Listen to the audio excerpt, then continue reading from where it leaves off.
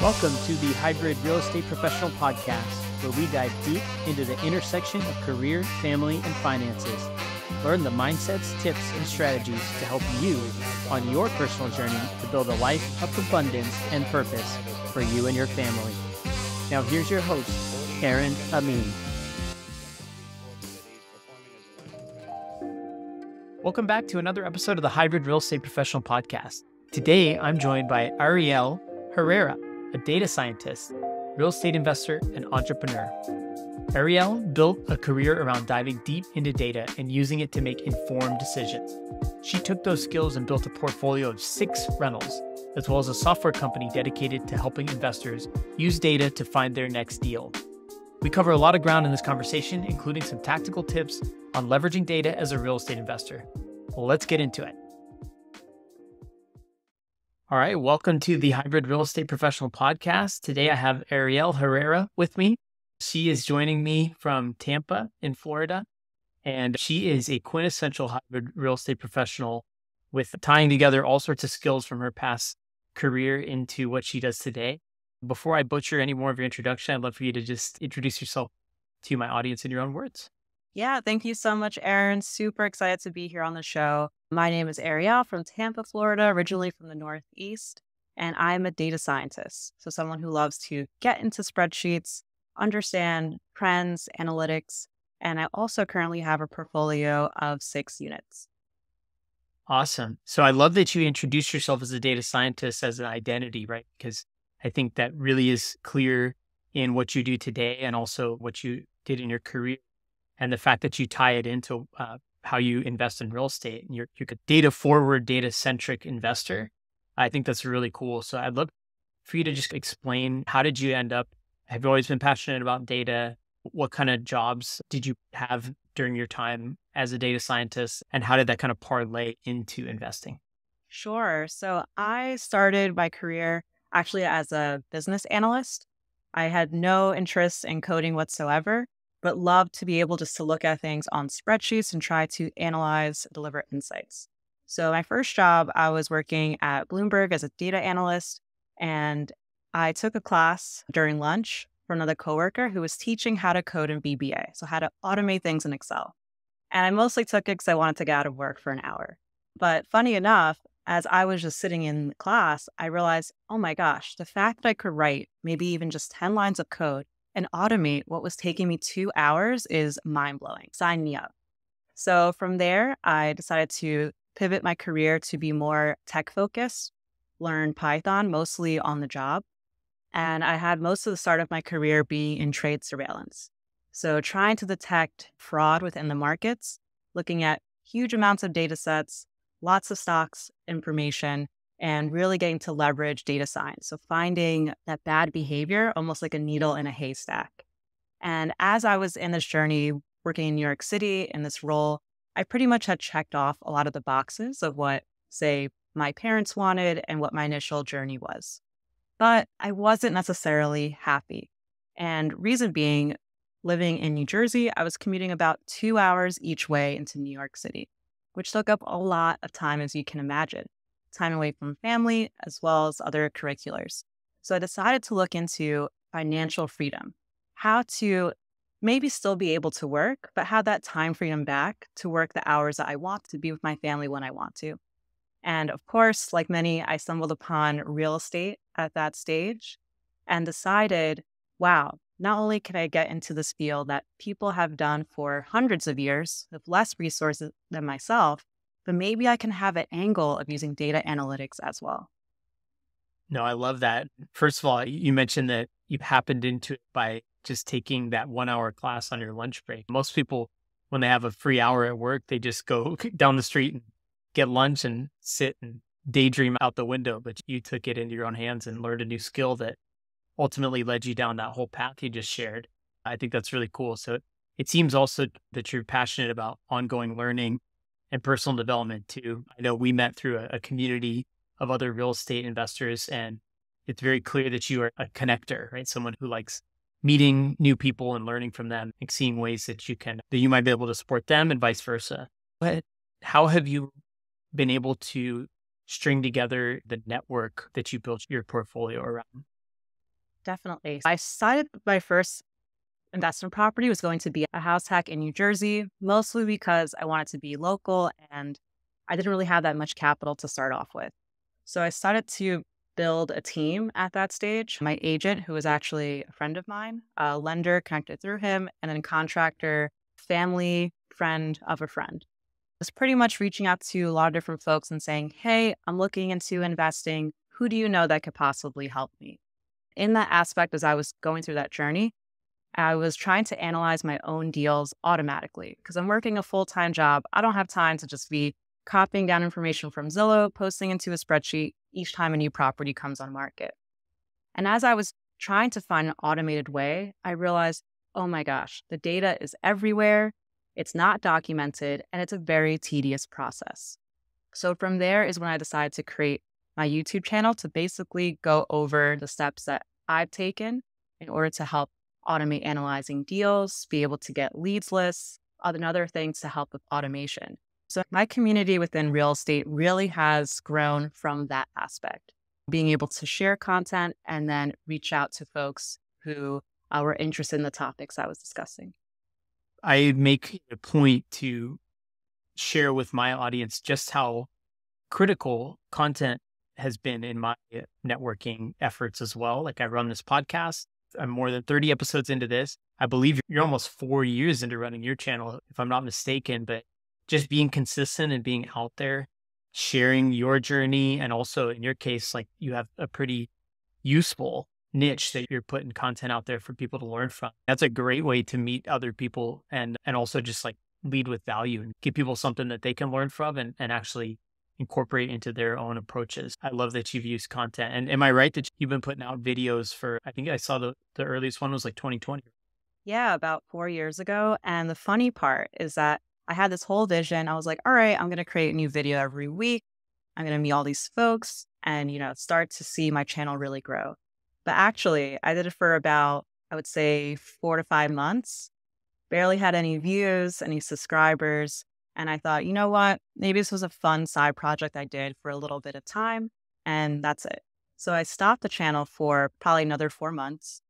And then one of the videos got picked up by the YouTube algorithm. And I had someone reach out to me and say, hey, that was really useful, that tip that you had about walking through a deal that you found off of Zillow. And I thought, if I could just help one person, then it's worth continuing. And that's why I continue the channel. That's a great story. Yeah, I think it is far too easy to get discouraged, especially in the beginning when you're starting a channel and you're only getting a few views per video. But I think consistency is rewarded in the long run. Yeah, sometimes you get a video that pops like that and then you get new viewers and you can make an impact. And I agree. That's totally why I continue to do this. I know I have some engaged listeners and I pick up a handful of new ones each time. And I'm also just meeting so many incredible people and have meaningful conversations. Mine's mostly an interview format versus demonstration, but there's value in both those formats. And obviously we met through a group hosted by Michael Zuber, who is the king of consistency. His channel, One Rental at a Time, he's done a daily video, I believe since 2018. He did 7 days a week for a while, and now he's down to, I think, 5 or 6, but nonetheless, the king of consistencies and a model for people like us trying to put content out. Definitely. And so you mentioned you have 6 units now. The first one was a house hack. Can you just give us a little retracing how those came to be? Yes. So when I was trying to analyze my first house hack, my first deal, there were 3 aspects I was looking into: location, analyzing the deal itself, and then value add opportunity. So for location, although New Jersey is a small state, there's still a lot of places you could possibly live in and invest in. So I decided to go towards transportation strategy. So I think for any location that you're going into, or when you're going into just buying a deal, you should always look for a location strategy. The reason why I go for transportation, especially in dense areas, is because traffic is usually a big problematic thing. So a lot of people look to be close towards transportation, whether it's bus or train, in order to save time. So I basically looked at the map and saw different train lines going into New York, which ones could get you in within an hour. Then I mapped out what was the median list price for those particular areas. And at that point, I was narrowed down just to three different little markets in New Jersey. And I ended up choosing South Amboy because not only did it have a train line direct to New York, get there within about 45 minutes to an hour, but when I looked up online for Google News, just typing in South Amboy new development, I saw there was a new ferry that was arriving, which would get you into Manhattan even quicker. So in that aspect, knew I wanted to invest in this area for long-term appreciation. Next was analyzing the deal itself. I wanted to do a house hack. Unfortunately, at that stage, didn't have the capital to do so. I was thinking, all right, if I'm doing a single family home, how can I maximize this opportunity? So that's when I basically took what was on the MLS into a spreadsheet and started to look to see, is there a way I could maybe add a bedroom to a property? So I found a property that was about 1,200 square feet, 2 beds, which is a little bit oversized in terms of New Jersey, New York area. I thought this is pretty interesting. So I went with my agent to go see it. And the master bedroom was actually facing the street, which is pretty odd. The 1910 house, pretty old. And in that master bedroom facing the street, there were 2 windows and 2 closets on each end. So actually going back to property records, in the past, it was actually a 3 bedroom. That's how it was initially built. And the builders that flipped it recently just had it as one big master bedroom. So I was able to purchase that property and then have that opportunity to add a bedroom since I was able to look at the data to help me get there. That is such a cool way to tie together all the different skills, not only skills, but the experience you had too, because you talk about transportation strategy. And I'm sure sitting in that 2 hour commute made you keenly aware of the advantages of being a place where you can get back and forth easier. Such a cool experience to like when you're thinking about where you want to buy and where you want to invest. You're taking in a lot of quantitative data, but you're also thinking of the qualitative factors. And that's ultimately how you make a good investment is if you can really lay all those things on the table. And I'll be honest, like the quantitative stuff, I know one of the modules we teach in our course is how to pull overall market analysis and how to zoom in and look at the neighborhood level. But the stuff that you teach is taking it to even a different level. And I know I want to give you plenty of time to talk about the software that you create. Yeah, maybe we just pivot there now since we're on that topic already. But why don't you share what the project you've been working on is and why you build it, what problem you're trying to solve, et cetera. Sure. So taking a little bit of a step back, now I'm on deal like 3 for house hacking. And my job starts to get even more intense. Now I'm a data science manager, and I really don't have time to be plugging in numbers into a spreadsheet. So I decided to develop a system where each time my buy box was met with a property on Zillow and I got an email from it, it would then automatically calculate cash flow by using tools like Zapier and then send me a text message if it met my criteria. And this really helped me, especially in a time around 2020 or so, when the market was pretty hot towards the end of it into 2021, to really analyze deals quickly before they were off the market. From that, I shared my journey of how I created it. And a lot of people ask, this is awesome, but how do we take it even a step further? Maybe I don't even want to build out the system on Zapier. I just want it to be all done automatically for me. So that's when we decided to, me and my 2 co-founders, create a company together called Closerz, which is essentially if Zillow was made for real estate investors. So all those pain points of finding the correct rents, of looking at properties by strategy, and finding which neighborhoods to invest in is all pretty much encapsulated within our software to make it a lot easier. So what we've noticed is that there hasn't been a great software as of yet for that investor who's between maybe 1 to 10 deals, mainly because they're not doing enough volume. Like even Roofstock, they left the space. They're not helping the residential kind of buy and hold real estate investors anymore. But we think we can really capitalize on the space and help these investors by leveraging these tools together.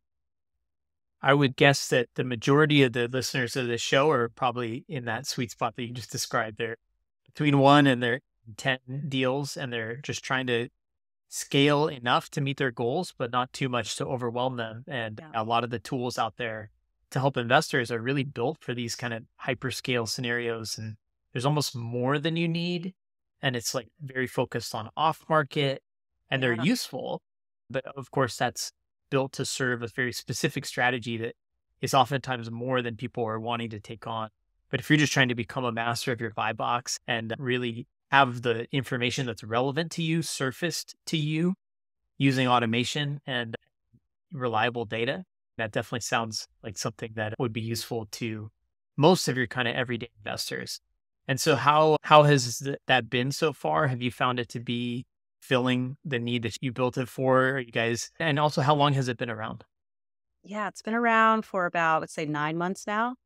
And I went full time about 12 weeks ago. So, what's really unique about our product is Congratulations. that, thank you, for most of these softwares out there, if you say, you know what, I would like to add this feature, maybe I want to see rent over a period of time. Usually, you talk to a salesperson who talks to a product manager who then distills that down to some software engineer who may not even know really much about real estate investing, but this is just their job. The big difference is that I'm the one who's directly the data scientist building out all of the algorithms, both AI algorithms as well as some of our proprietary information. So I am able to have more of a keen eye as to, I originally was trying to fix rent, but I think I could actually use this data for something else as well. Whereas another software engineer might not see that. But since the journey of going full time, it's been full speed, very exciting. I like to reference it as like painting. So, say if you're a painter and someone tells you, this is your easel, this is where you're going to sit, this is your paint, and this is your brush. Please paint this. That's exactly how it feels to be a data scientist at a company that maybe you're not as aligned with the goals or the tasks that need to be done. So being able to go full time, I'm still using those same skill sets, but having more freedom in terms of the actual projects I'm working on. And one of the biggest projects that we just rolled out was neighborhood maps.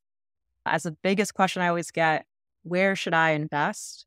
We finally have maps that really empower a user to understand that down to the neighborhood level based on different attributes, which I could jump into, but ultimately it gives more of a real-time picture of the market. Let's jump into some of those so I think people can really understand what is the data that is important to look at the neighborhood level. And then not only that, it's one thing to define the data set, but then how do you make sense of it as when you combine it and look at it together? Yeah. So a lot of these mapping tools, and there's a bunch of them out there. You could look on Neighborhood Scout as well as niche.com, city data, etc. None of them are actually focused for the investor, or so for people who are just moving to new areas, which is fine, but they're different use cases. And because of that, a lot of them focus on solely economic data. So what is the median household income in the area? What is the vacancy rates, for example, and employment rates? These are all great things to look at, which we do as well.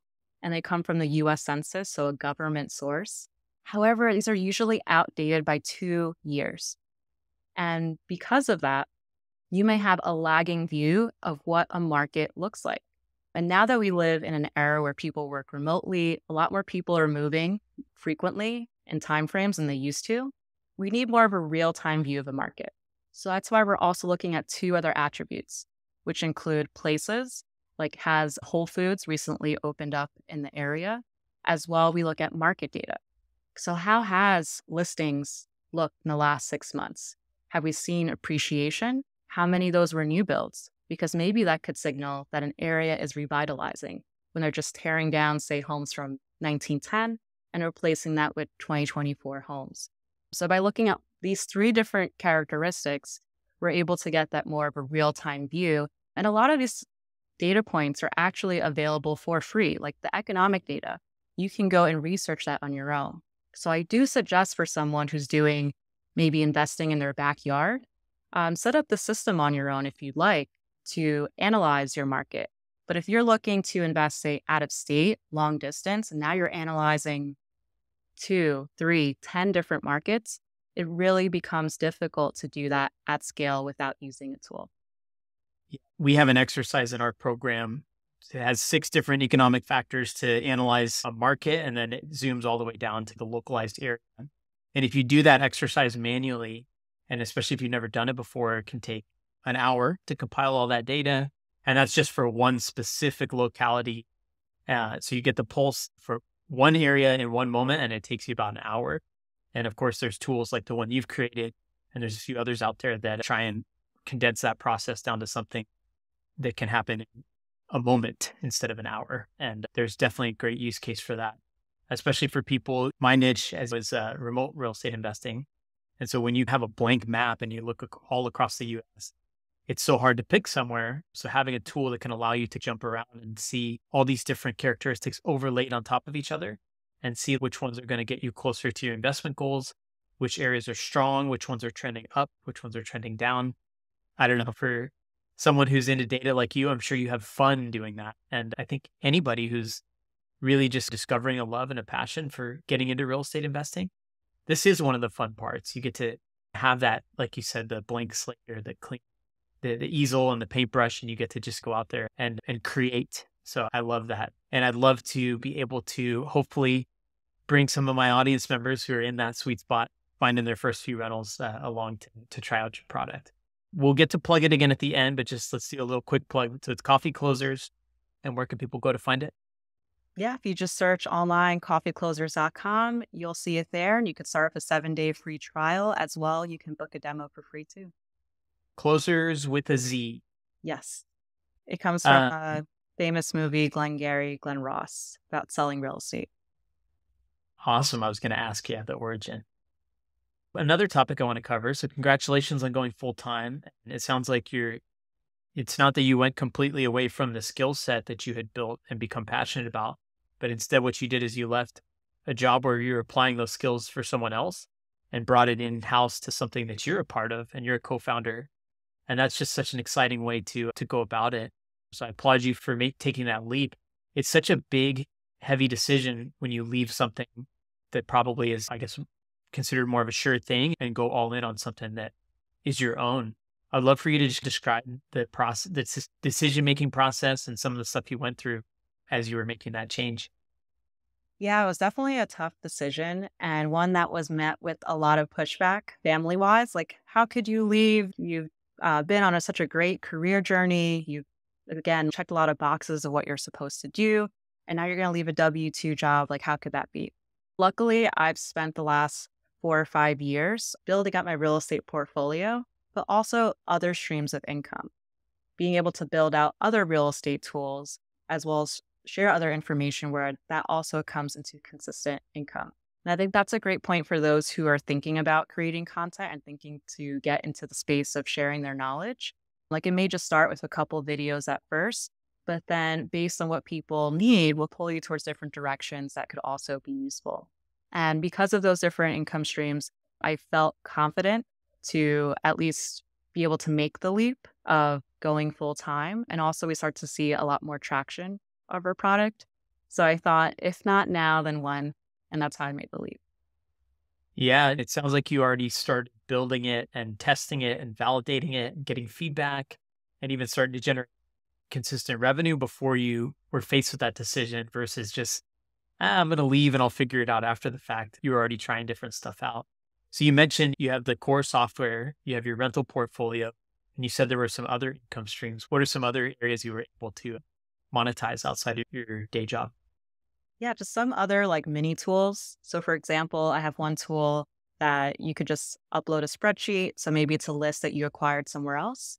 And then it appends information like Zestimate, rent estimates, and a bunch more about the property. It was just a consistent question that I kept getting. Hey, I have a CSV file, just want to upload it and get information. Can you do it for me? And I would do it on these one-off tasks. They became like quite tedious. So then I'd made a quick tool for it. I'm not that great at creating like full-on software since I'm more of a data person. That's why I have co-founders that help with that. But in that little tool, I actually reached out to someone in my network, someone I had met from the YouTube network and just chatting about tech projects. And we collaborated and he made it into an actual tool that could take payment and stuff.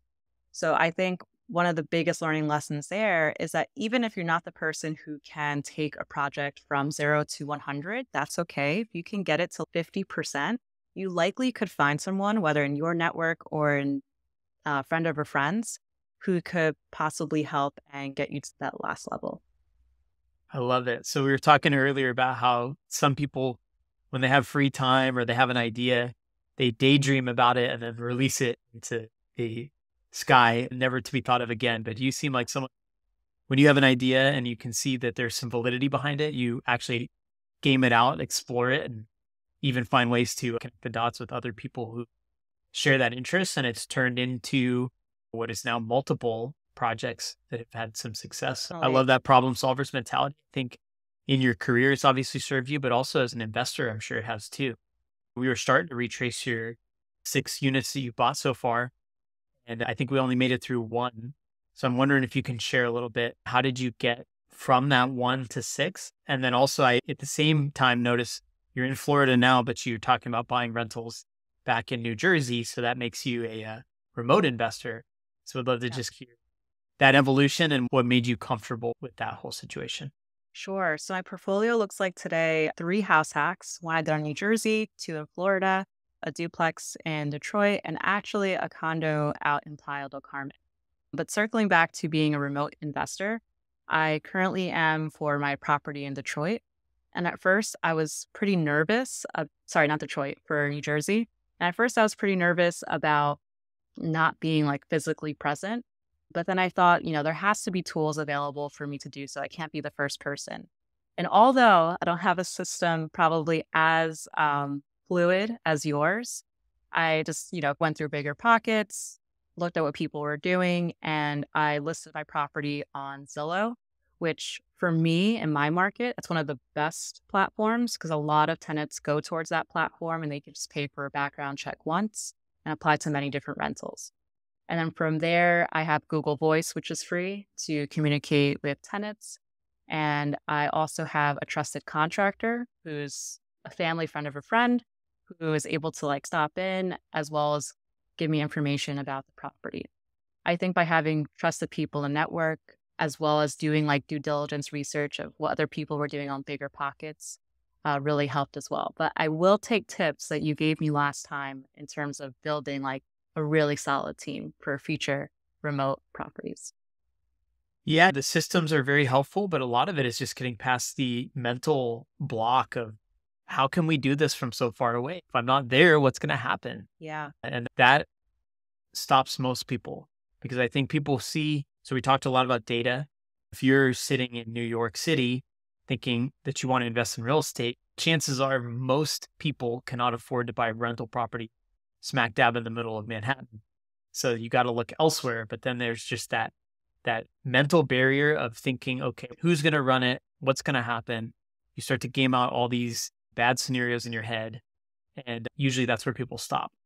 So I think I shared with you when I came on your show recently that half of what we do in our program is help people get past the mental barriers. The other half is slick systems and the combination of the software automations and virtual assistants, and then just having a good network on the ground. So it sounds like you're already doing most of that, but always happy to talk remote investing with anyone, pretty much anytime. Yeah. Yeah, and you're spread out across multiple states now. So that means you must have multiple teams. Is that right? Yes, I do. In Detroit, I have a property Awesome. manager. Probably looking back now, at that stage, I wasn't confident enough to go remote. It was my second property I acquired. But probably now, if I were doing it, I would think of having a way where I was property manager. So you would, now that you have a little more experience, you're saying you'd feel comfortable being in the property manager seat with a team of people on the ground and some systems in place versus having a full stop property manager.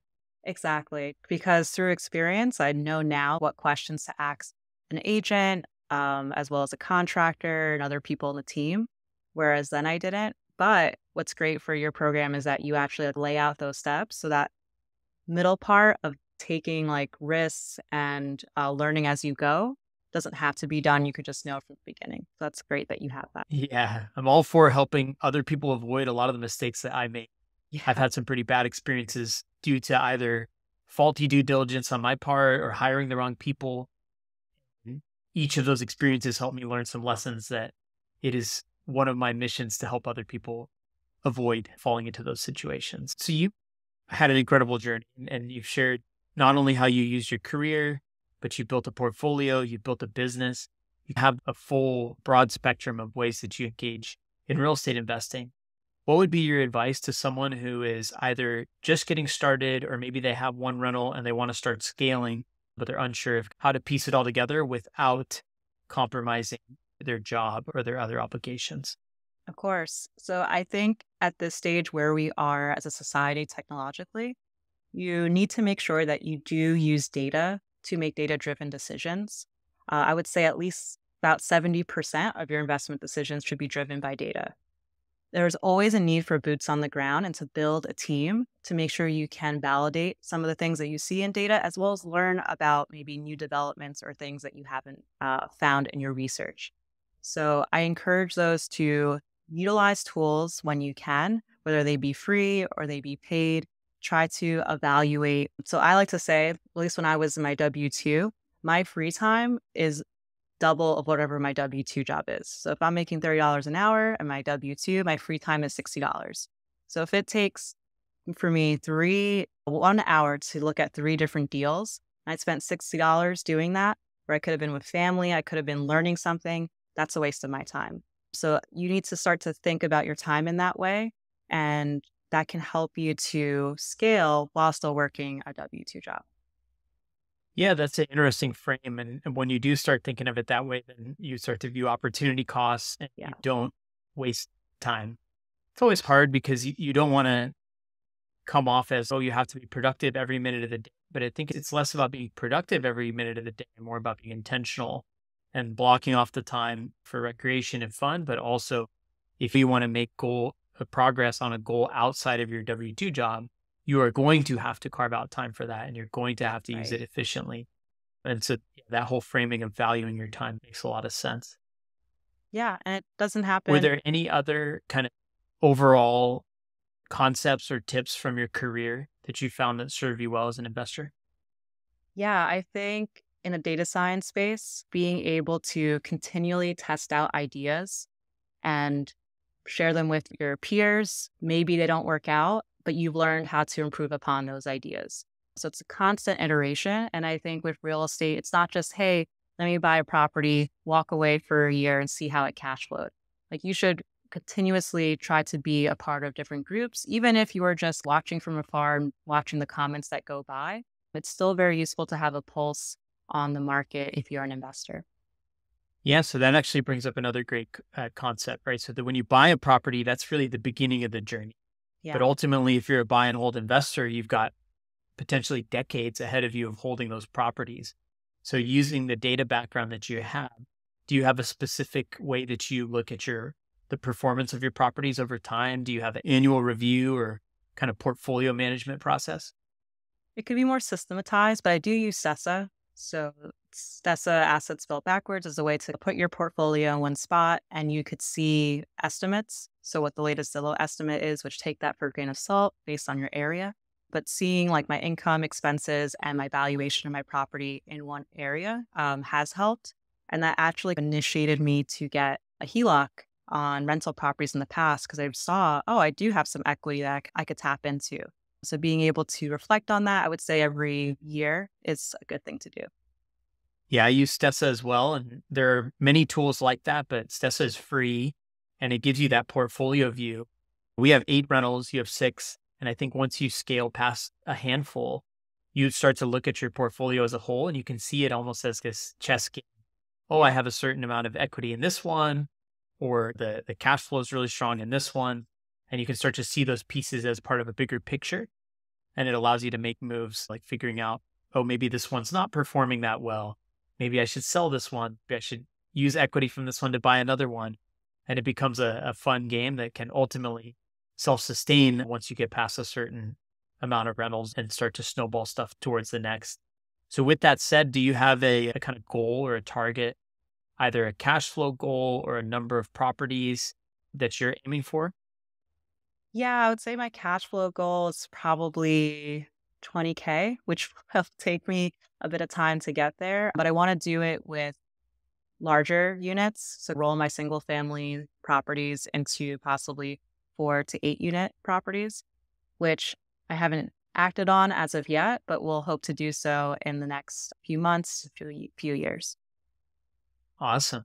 It starts with building a foundation, which you've already done. And Yeah. you're now full time living and breathing real estate investing, data, and everything around it, and building up a great network. So I'm sure that 20K goal will come much sooner than you're giving yourself credit for if you just keep doing what you're doing. Thank you. Yeah. And also partnering with other folks and learning from them will also help. Awesome. I want to be cognizant of time. It's been a fun conversation, and I definitely want to have you back again soon. We will do some sort of joint demo on your software. And it sounds highly relevant to most of the people that listen to this show. So, once again, can you just give people a reminder of where they can find you, where they can find Coffee Closers, and anything else you might want to share? Yeah, you could find me on YouTube, Tech in Real Estate, and you can email me if you'd like at Ariel Herrera at analyticsariel.com. That was my actual previous name of my YouTube channel, but it didn't search well, so that's why I changed it to Tech in Real Estate. And then if you want to check out Coffee Closers, it is Coffee Closers with a Z in the middle.com, 7-day free trial, and also availability to do a free demo. Awesome. I will drop all those links in the show notes, and I hope people come and find you. I've really enjoyed getting to know you and can't wait to have our next chat. Same here. Thanks so much, Aaron. Thank you.